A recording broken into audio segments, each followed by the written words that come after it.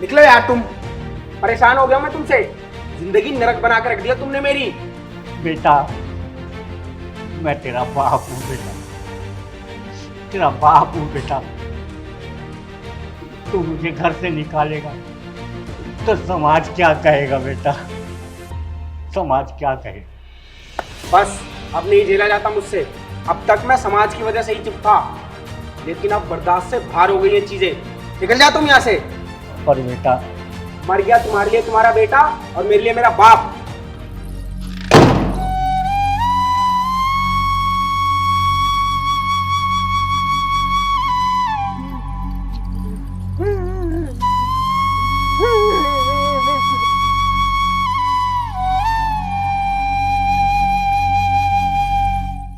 अरे अंकल जी, अंकल जी क्या हुआ, रो क्यों रहे हैं आप? बेटा मुझे मयंक ने घर से निकाल दिया बेटा। क्या मयंक ने आपको घर से निकाल दिया? क्या हो गया मयंक को? ऐसा कैसे कर सकता है मयंक? अब चलिए मेरे साथ, मैं मयंक से बात करता हूँ। मैं आपके हाथ जोड़ता हूँ बेटा, ऐसा मत करो, वो मुझे मारेगा। अंकल जी आप डरिए मत, आप डर क्यों रहे हैं? मैं चल के उससे बात करता हूँ। आप चलिए मेरे साथ, आइए। नहीं चलिए आप। ऐसे कैसे मार देगा?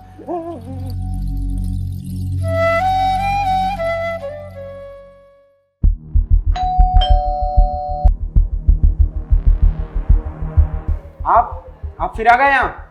निकलो यहाँ से। मयंक तमाशा मत बना, लोग देख रहे हैं। घर की बात घर पे ही रही तो अच्छा है। अंदर चल के बात करते हैं, आइए अंकल जी।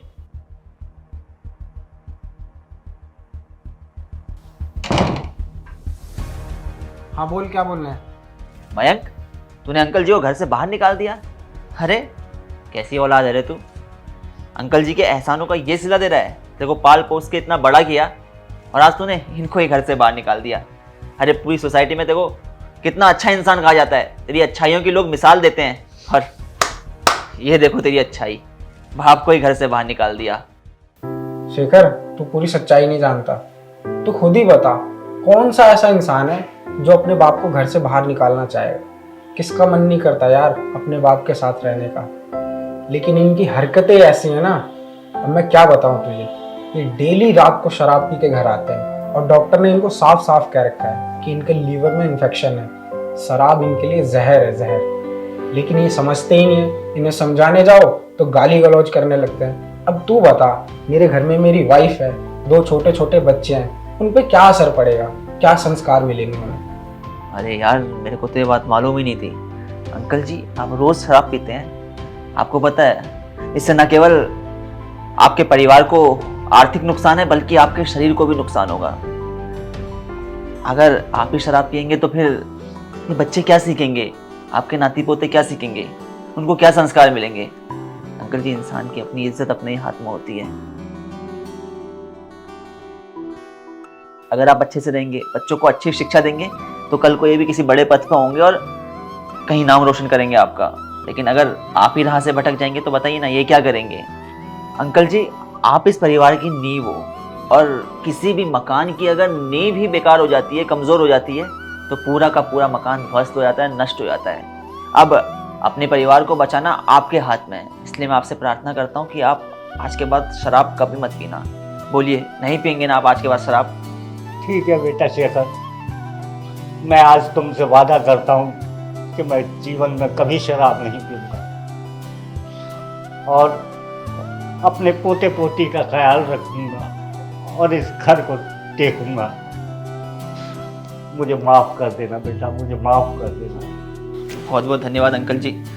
बस मैं तो ये चाहता हूँ कि आप शराब छोड़ दें और उन पैसों से अपनी दवाइयाँ कराएं और अपने नाती पोतों को टॉफ़ी दें या फिर उनके लिए फल फूल लाएं। मयंक अंकल जी आज के बाद कभी शराब नहीं पियेंगे। अंकल जी का अच्छे से ख्याल रखिए, उनकी खूब सेवा करिए, क्योंकि माँ बाप की सेवा से तो इंसान को जन्नत मिलती है यार। चल मैं चलता हूँ, ख्याल रखिए अपना, ठीक है? अंकल जी नमस्कार, ख्याल रखिएगा अपना। नमस्कार। अरे शेखर बैठ यार, चाय बनवा दो, चाय पी के जाइयो। है नहीं यार, बहुत ज़्यादा काम है घर पे, वो सारे काम निपटाने हैं, फिर बेंगलोर को भी निकलना है, तो इसलिए मैं चलता हूँ। हाँ चल ठीक है, चल ख्याल रखिए। ओके, आइए बाबू।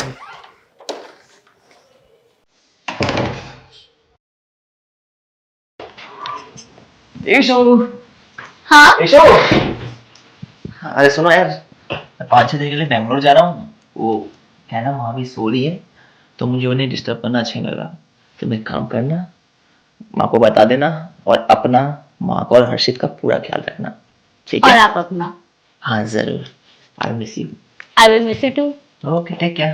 Bye, happy journey. Thank you so much.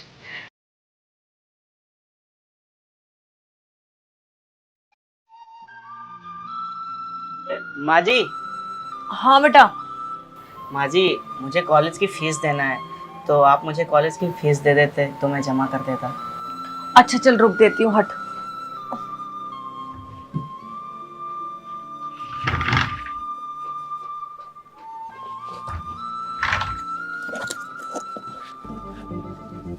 यहाँ 2 लाख रुपए पड़े थे, कहाँ गए? बहू,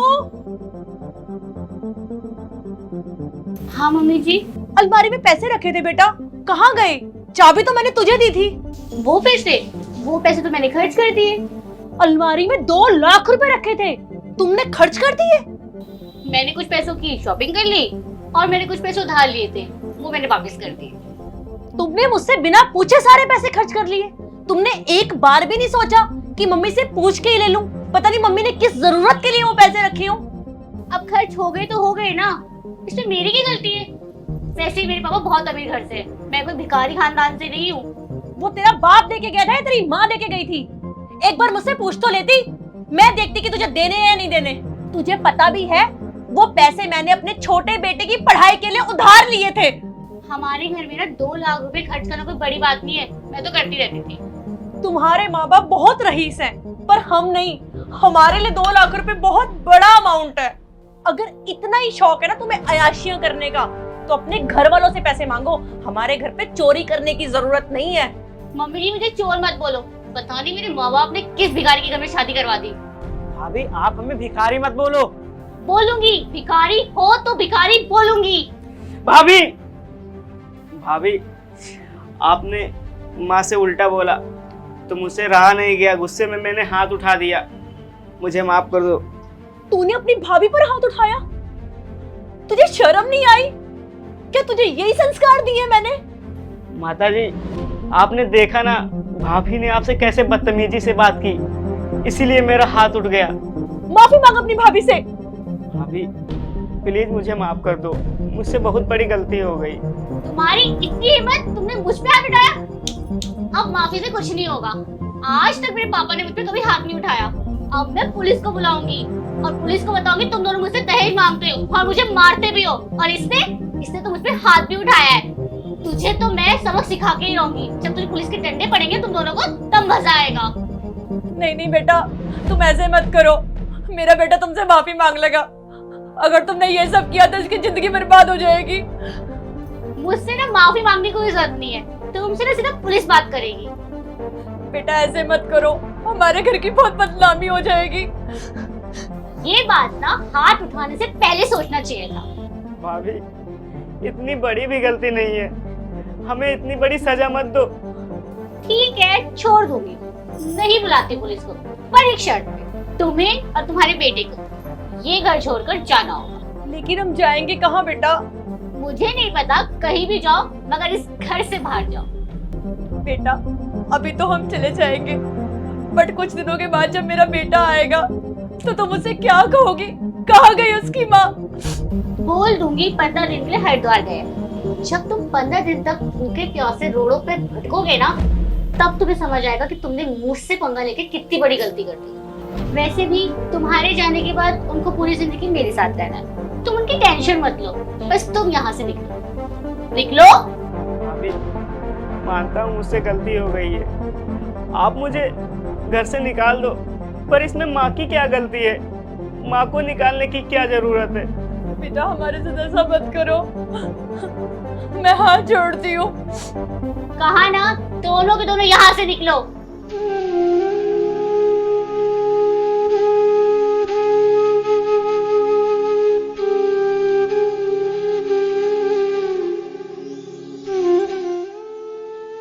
दूर हो गई फसाद की जड़, अब तो बस सुकून ही सुकून है।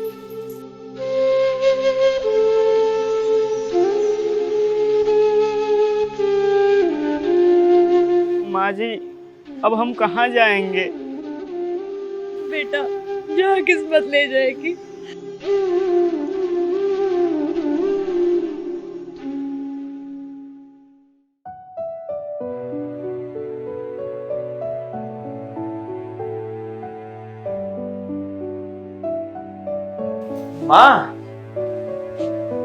माँ।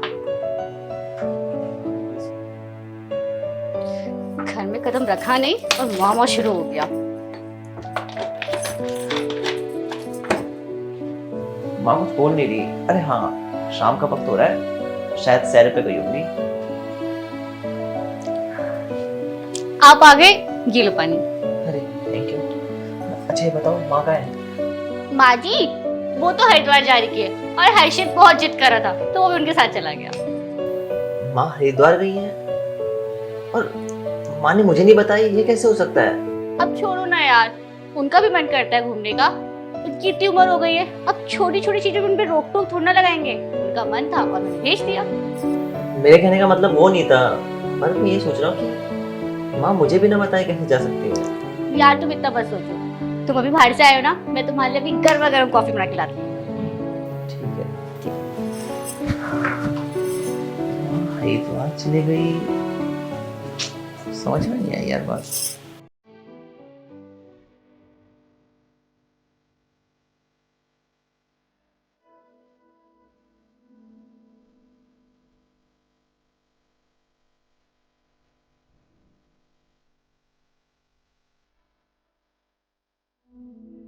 माँ अब क्या होगा माँ, हमारी जिंदगी तो एकदम से पलट गई है। और माँ रात भी होने वाली है और मुझे नींद भी आ रही है। हम कहाँ सोएंगे माँ? कहाँ सोएंगे बेटा, यही कहीं सो जाएंगे। कहाँ जाएंगे, आ जा।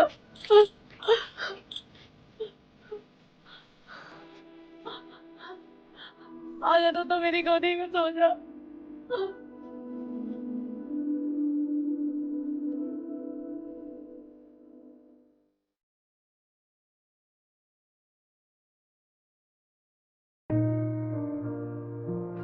ईशु, ईशु। अरे आप आ गए, आप तो अभी गए थे। अरे वो सब कुछ छोड़ो यार, तुम ये बताओ माँ और हर्षित कब आ रहे हैं? अब यार बहुत दिन हो गए यार, माँ के बिना रहा नहीं जाता। और वो छोटा भाई मेरा हर्षित, वो तो मेरी जान है यार। अरे मेरी आज ही बात हुई थी माँ जी से, वो ना 15 से 20 दिन लगाएंगे, वो अपने मायके गई है ना। अच्छा 10-15 दिन बाद आएंगे? तुम्हें शर्म नहीं आती इतना झूठ बोलते हुए? तुम्हारी हिम्मत कैसे हुई मेरी माँ को और मेरे भाई को इस घर से बाहर भेजने की? इतना भरोसा था तुम पे, तो तुमने तो आज मेरा सारा का सारा भरोसा तोड़ दिया। कहना आ रही है तुम्हें देख के, समझे तुम? माँ, हर्षित।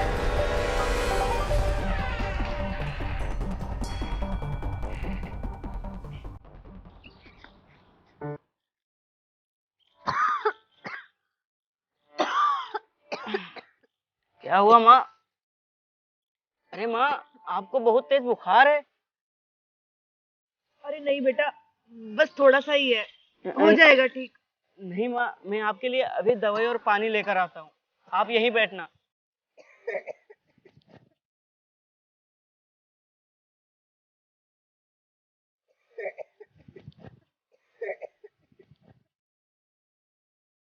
माँ, माँ तो हरिद्वार गई थी, तो फिर माँ यहाँ क्या कर रही है?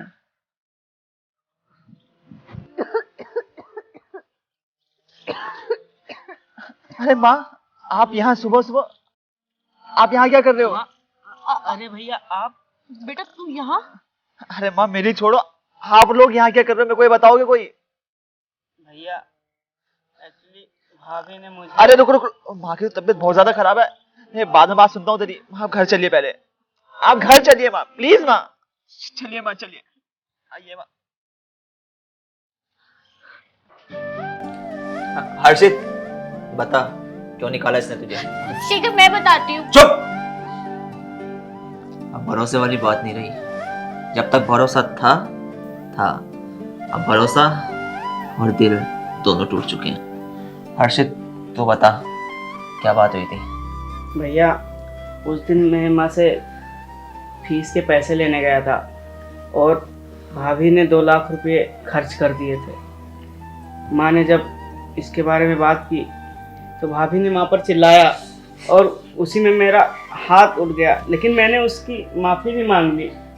लेकिन भाभी ने जेल की धमकी देकर मुझे और माँ को घर से बाहर निकाल दिया और हम बाहर भटकते रहे, भूखे प्यासे इधर उधर घूमते रहे और कई बार तो रोना भी आता था, लेकिन हम क्या कर सकते हैं जब हमारे पास कुछ था ही नहीं। बेंगलोर जाने से पहले मैंने तुमसे कहा था कि मेरी माँ और मेरे भाई का ख्याल रखना। अरे ये ख्याल रखा है तुमने, इसे कहते हैं ख्याल रखना। तुम्हें पता है जब तुम मेरी जिंदगी में आई थी शादी के बाद, तो यार मैं तो समझ रहा था जैसे तुम मेरे इस परिवार को संभाल लोगी, इसे अपने घर की तरह समझोगी। लेकिन अफसोस शादी के बाद भी हम दोनों के बीच एक दीवार आ गई, और वो दीवार है हैसियत की। ऐसा सच कहूं तो ये दीवार आनी नहीं चाहिए थी, क्योंकि जहाँ प्यार होता है वहां पे हैसियत वगैरह ये सारी चीजें देखी नहीं जाती। माना कि तुम बहुत बड़े घर से थी, लेकिन सच कहूं विशु, मैंने कभी तुम्हें कोई कमी महसूस होने नहीं दी। बेशक खुद के शौक कम रखे मैंने, लेकिन तुम्हारी हर ख्वाहिश पूरी करने की कोशिश की, क्योंकि मैंने यार तुम्हें अपनी फैमिली का हिस्सा माना था, अपनी लाइफ का पार्टनर माना था सच्चे दिल से। खैर तुमने तो यार बहुत ही प्यारा सिला दिया है। तुमने इस घर को कभी अपना समझा ही नहीं, क्योंकि अगर तुम इस घर को अपना समझती ना, तो तुम कभी भी मेरी माँ को और मेरे भाई को यूं दर-बदर ठोकरे खाने के लिए भेजती नहीं। हाथ सच कहूं तो भरोसे से भरोसा उठ गया यार। अगर तुम मेरी माँ को अपनी माँ की तरह समझती, मेरे भाई को अपने भाई की तरह समझती, तो इस परिवार में कभी दरार आती ही नहीं। खैर अब तुमने गलती कर दी है, और गलती भी ऐसी करी है कि जिसकी कोई माफी नहीं है। तो मैं तुमसे यही कहूंगा कि इस घर से निकल जाओ, निकल जाओ इस घर से। And I hate you. अरे खड़ी क्या हो, निकलो ना। शेखर बेटा, बहू कहीं नहीं जाएगी। तू इतना बड़ा नहीं हो गया है जो तू इस घर के फैसले लेगा। अभी मैं जिंदा हूँ, बहू कहीं नहीं जाएगी। लेकिन माँ इसने आपके साथ क्या क्या किया आपको पता तो है। कोई बात नहीं बेटा, बहू में अभी समझ नहीं है, बहू अभी बच्ची है, समझ जाएगी धीरे धीरे। देख रही है मेरी माँ का दिल, तेरी इतनी गलतियों के बावजूद भी मेरी माँ ने तुझे माफ कर दिया। अरे पागल, ये जो बड़े बुजुर्ग होते हैं ना, ये परिवार के स्तंभ होते हैं, ये परिवार की नींव होते हैं।